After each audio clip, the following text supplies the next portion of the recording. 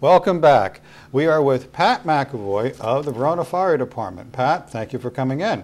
Can you tell us a little something about yourself and your functions at the Verona Fire Department? My family moved to Verona in the 1960s. And I went through the Verona public school system and in high school. And in high school, I decided that I needed to get back to the town a little bit. I'd seen emergency services town, decided I thought about joining them. I went through emergency services in town. I went and spent the last 40 years volunteering my time to the services. And what were you, how were you involved with emergency services? At the time, the only organization that would cater to younger people in town was a Verona Rescue Squad. And I joined that. And the rescue squad was separate from the ambulance unit, separate from the fire department. And they allowed young men and women to join, which I did. I spent 20 years on the rescue squad, ending up being captain of the rescue squad, which is equivalent to being chief. After 20 years in the organization, I was asked to become a fire officer in the fire department. And it was very tough running doing in both organizations. So I decided that it was time, after 20 years, to step out of the squad, which I truly loved and does a great service in town, and decided to put my efforts towards the fire department, which demands a ton of time. I'm sure. I'm married. I have a nice house over on Woodland Avenue. I have 2 boys, JP and Brian, who are very active in sports in town. I've been employed. I've been employed by Verona Aluminum Products for over 40 years. And the nice thing about that is being employed by a town company is that anytime there's a fire call, they afford me to leave my job, don't penalize me, and allow me to go answer a call. And there's quite a few organizations in town that they've allowed their employees to leave to fight a fire. Because a lot of our calls do come during the daytime. Were you at our fire? We had a fire on Hamilton in 1977. Yeah, our family was almost killed. Yes. It was a scary time, but the fire department were there really fast, and they saved our lives. I mean, we had some no casualties, but a lot of we lost everything. But you guys were there, and you guys pulled me out from the second floor window. I do remember that call. Yeah. I do remember that call. I'm getting older, but I do remember calls. 1977. I'll never forget it. I'm sure. Yeah, the fire department answers. Last year we answered a little over 350 calls for help. We run a lot of calls. We do a lot of mutual aid with neighboring towns. We answer our own calls, obviously, and we're very proactive to the town. We love doing community events. There's just a lot of things. It's a very pro and positive attitude with the firemen in town. We're very fortunate. This town is very supportive of its volunteer fire department. There's roughly 55 regular firemen and women. We do have women on the organization. We have 14 life members of the organization. We have 3 social members, and we have 6 auxiliary members, which are gentlemen or women from the age of 16 to 21, who are in high school, and as I heard in some of your other conversations, that people are striving for volunteers, and we have the same thing. The difference with the fire department is this country was founded on volunteerism. Yes. And if you look at everything, Ben Franklin's one who started the fire service. We've been very fortunate that because we have a history prior to us, and we do have the big trucks, and it's neat playing with some of the equipment, as the guys would say. We try to grab them in high school before they get into college, and we educate them. And we are very, very much in education. We spend a tremendous amount of time schooling and training. There are 2 fire companies, as most people in town know, 2 fire stations. Each station drills once a month, and the department as a whole drills once a month. So there are 3 drills a month that you go to that are basically mandatory. And you have meetings that you have to attend. One of the big things that we have going for us is last year, due to one of our ex-chiefs, was very instrumental in getting the Essex County Fire Academy up and running. Prior to that, Verona had to send all its firemen out of county to be educated. So now we have a facility down at the end of Grove Avenue at the Cedar Grove Police and Fire Academy through Essex County College, that now we're able to get courses run out of there. So instead of a man or woman having to drive 45 minutes to an hour away to get training, we're 5-10 minutes away. Nice. Makes it much nicer. Yeah. The savings to the town is tremendous. Okay. One of the things we're allowing the facility to utilize is a training center that the firemen built back in the 1974-76. We built a training center through donations through the town, and we're allowing the academy to utilize our training facility until theirs can be built and functioning properly. So a lot of things have worked out very well for the department. Very good. Yeah. Now, actually, I believe last year you received a new fire engine, and then you had a wet Yes. down? Yes, we had up here at the community center, we received much needed fire pumper.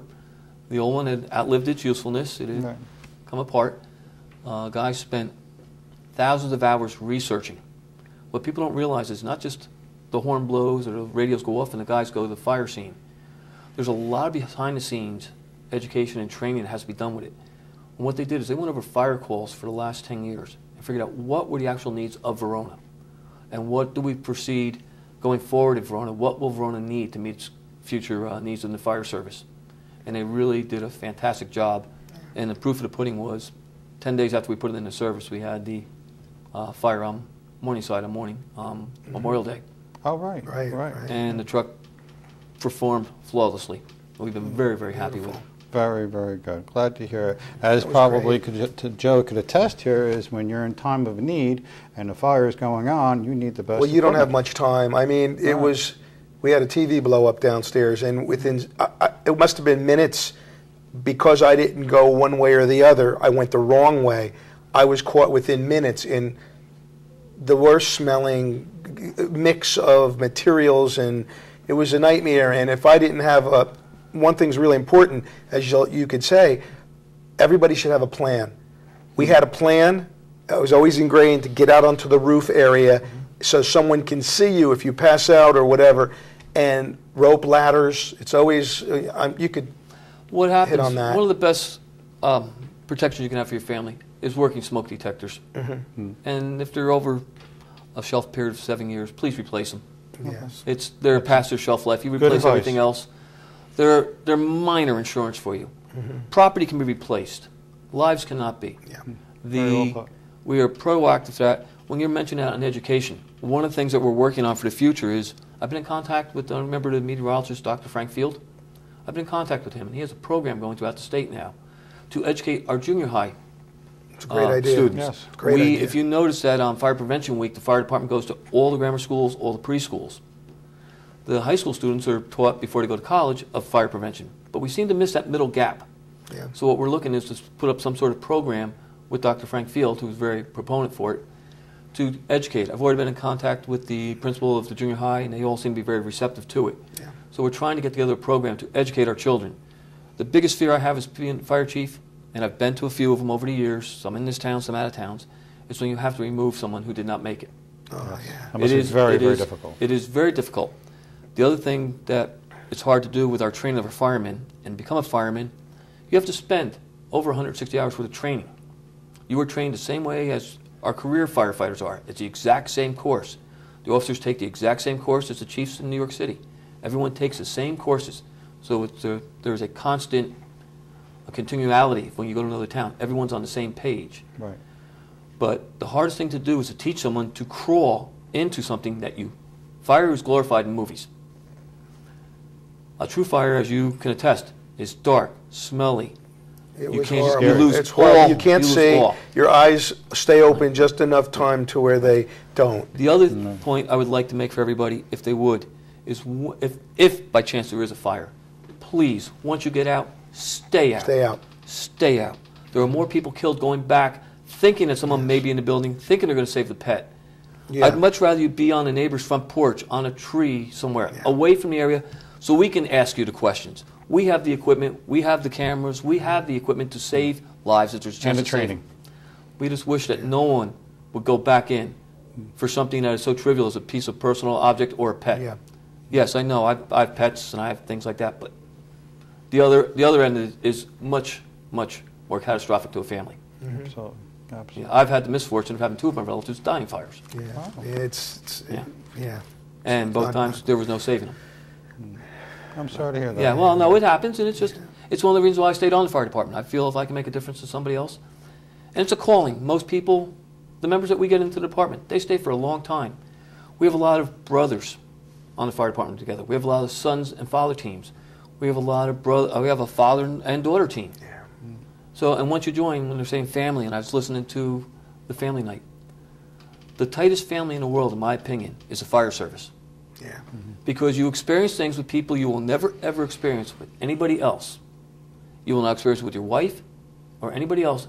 But that crew of guys, when you saved that person, or you did that job, or you did that thing, is a very special bond. You can almost call it a brotherhood. It is an extreme brotherhood. Because when you hear of a firefighter dying in a fire, you don't hear one. You hear two. You hear three.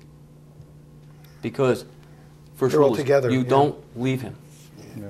Verona has recognized that fact, and we've started a very special team with the new engine. We've made, it's called a rapid intervention crew. On a fire scene, you may see a crew of firemen standing on a tarp, look like they're doing absolutely nothing. There's a whole bunch of equipment in front of them. They have the hardest job on that scene. Their job is to rescue any firefighter that's lost, disoriented, or injured. They are to enter that building within 10 to 15 seconds upon notification, and at all costs save that man, or firefighter, I should say. And it's something that we have seen. We are a team for the western part of the Essex County. We get called many times out of town for that.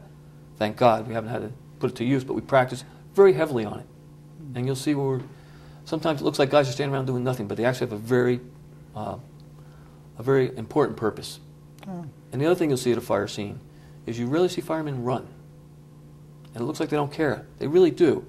What it is, they're walking, trying to control their emotions so that they can conserve their air on their tank, so when they go to work, they can get the maximum out of their tank. Yeah.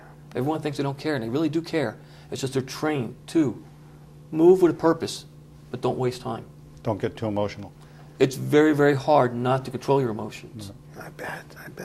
I mean, the 9/11 comes to mind right away. You know, we lost a friend of our family, a fireman in 9/11, and my father-in-law and my brother-in-law are both New York City firemen who were there at 9/11, and you know, I have utmost respect for you guys. Absolutely, so do I. Incredible. One of the things people don't realize is there's actually a plan in place by the fire departments prior to 9/11, and Verona was part of that plan. All the firefighters in this area were congregated and mustered over at Seton Hall University. We're told what their assignments were going to be. What everyone forgot on 9/11 is New York City still had fires. Someone still had to go put out the apartment house fires, the house fires. Absolutely, it was still going Verona's unit was dispatched over to Staten Island, and that's where we stayed. But when you see things, you'll see fire departments going through town sometimes, and there's a whole series of plan. There's an organization called the Essex County Fire Chiefs Association, which we meet once a month.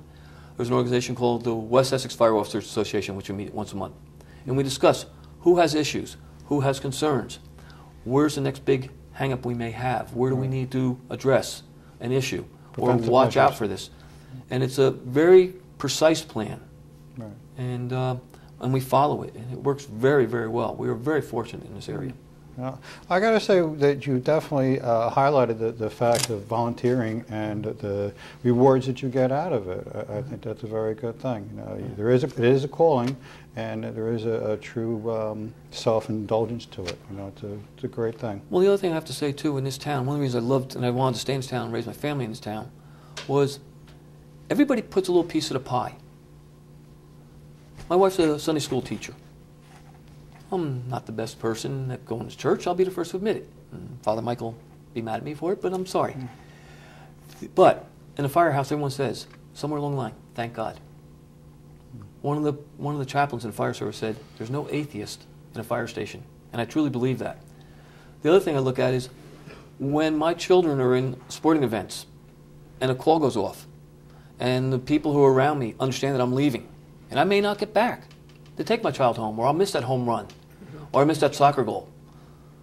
I depend on them to watch my child. Yes. So I depend on the community to protect my family while I'm out doing a job. Sure. And it really works that way. And I'm very proud to say Verona is very gracious that way. When we had the morning side road fire, people came out, cold drinks, there was some food, there was wet towels, things that you don't think about. Right. But the firemen are very, very appreciative of those things. And it's nice. You don't see that throughout the entire area. I got to say, 9/11 brought a lot of things to light that what the firemen actually do. Yeah. Right. 9/11 was the largest life saved from the fire service. There was over 3,000 people saved in that. They say, I think it was over 3,000, but I think the numbers were much higher than that. That the firemen actually got out of the building. But there were a lot of firemen that did die, and they knew they were going to do what they had to do. Yeah. My cousin was the gentleman who carried the lady with the wheelchair down the stairs. He says he saw so many firemen going up, and there were so many times he wanted to stop to help him, and they were like, no, take the lady. The lady in the wheelchair, him and another gentleman. They carried her from the 84th floor all the way down, and he barely got out, and he said those firemen were pouring in with nothing but resuscitating people. One died on the stairs of a heart attack on the way up. It was absolutely unbelievable. He just released a book, Reluctant Hero, and I've been reading that, and tells more about the wonderful. They don't think of themselves. No, they think of the people, and that to save one life or to make a difference in one person's life is worth everything. It's really something. People have no concept of what the feeling is like when you do something very well and you feel you made a difference in someone's life. There's not a feeling greater than that. No bigger reward. No, there isn't. And then you have the other extreme where we'll have a funeral this week of a firefighter who died down in the central part of the state. Right. And it happens. It happens. Unfortunately, it happens more times than we care to admit. But we work very hard at trying to prevent that. Yeah.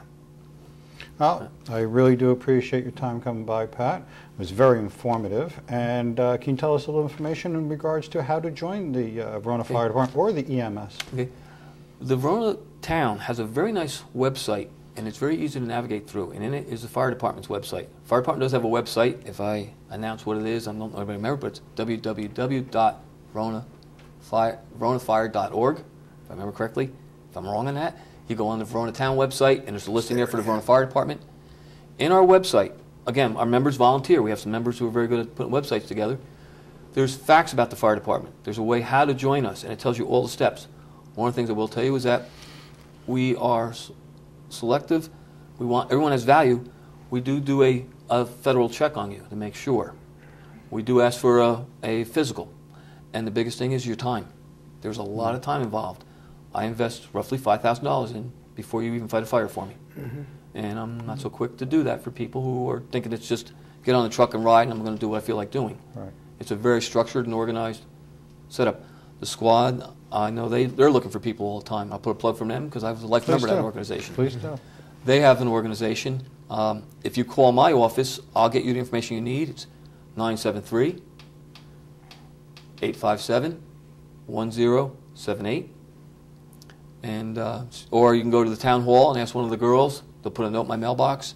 We do have a committee that will meet with you, explain what's required. We've had people who have joined and done very well. We've had some people that, after the meeting, I really don't have the time. No. And I say, at that point, we direct them to another volunteer organization and say, please, they can use help as well. Great. And yes. But again, thank you for having me. Oh, thank you for being here. We really Thank do you. appreciate your time. Thank you. You're welcome. Okay, and we'll be back in just a minute. Thank you.